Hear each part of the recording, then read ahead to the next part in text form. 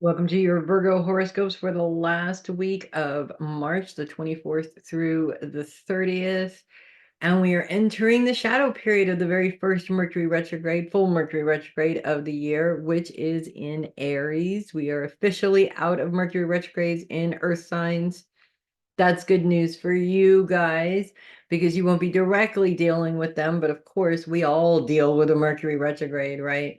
And in Aries, it's very interesting because Aries Mercury retrogrades tend to bring up more aggressive communications, more arguments, disagreements, fights over situations where two people haven't been able to see eye to eye for a while, and it kind of sort of blows up.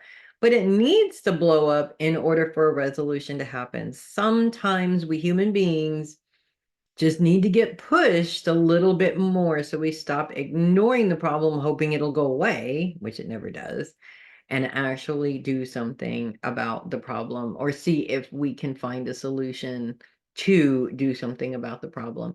As we kick off the week, the moon is just literally leaving your sign right at the beginning of Sunday. So you are going to have a little bit of a challenge there, continuing into the first part of this week a little bit, especially as the moon continues to be in an opposition with the Sun and Neptune at this time.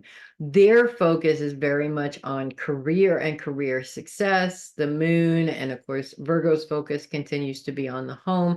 So we still have that feeling that you're having to be in two places at once a little bit. However, the moon's trine with Pluto at this time counterbalances that challenge because Pluto is very much focused on finances and financial success and transforming your finances into what you want to see. And so, with that being said, all of the hard work and all of the frustration and all of the pulling your hair out looks like it is actually paying off, which is awesome. How many times have we put our blood, sweat, and tears into something and not felt like we were getting anywhere? This is a clear indication that you are getting somewhere. So don't lose heart. And luckily, it's only for a few hours and then it leaves. And then you don't necessarily have to deal with the challenge or the boost of financial boost of confidence because it moves out of that as well. We're left with the rest of the week with Juno, which continues to influence Virgo, and it's moved its influence into the mind and how you think about things. So any kind of relationship challenges that you may be having right now, it's really putting the focus on your thoughts about the relationship are manifesting what's happening in the relationship right now. And it is kind of interesting. It's not something that's like an open and shut case here or anything like that. It's not black and white. There's lots of gray areas. But the truth is, if you think about it, if you think about somebody that you are really closely connected to in your family or relationships or what have you, you'll notice a pattern in that relationship, specifically if you're looking at one for a long period of time, like say for example your parents. Okay, and how you think about your parents really does influence how much patience you have with your parents and what they're doing. So for instance, I have a Virgo child.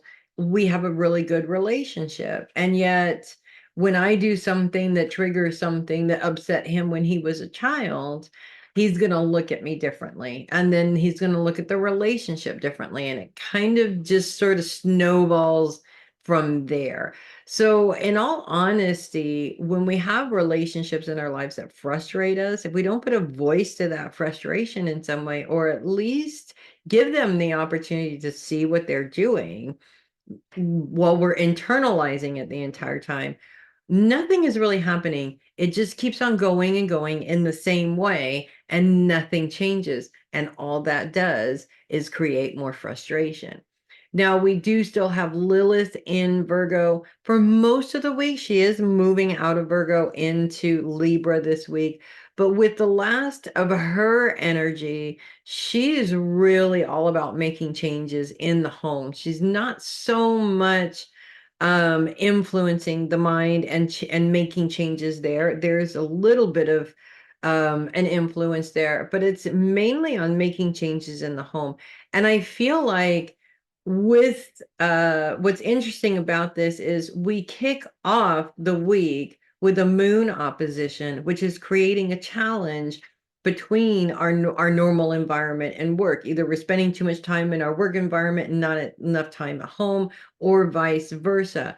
And with Lilith's influence here of wanting to make these drastic changes, you might want to be looking at what is behind that need to make these changes, if that makes sense. Sometimes, especially for intellectual signs like Virgo, when we have problems that we don't want to deal with, we focus our energy on something else and we try to fix that something else instead, which is good. It's not that it didn't need to be fixed, but you want to be looking at it as, am I doing this because it needs to be done, because it will be beneficial for me, or am I doing this because I'm avoiding something?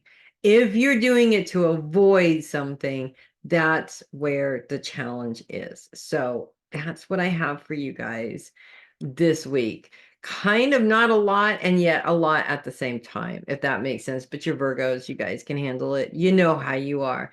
If you love your horoscopes, do consider sending a tip or donation through my coffee link in the description. I'd really appreciate that. You guys are awesome.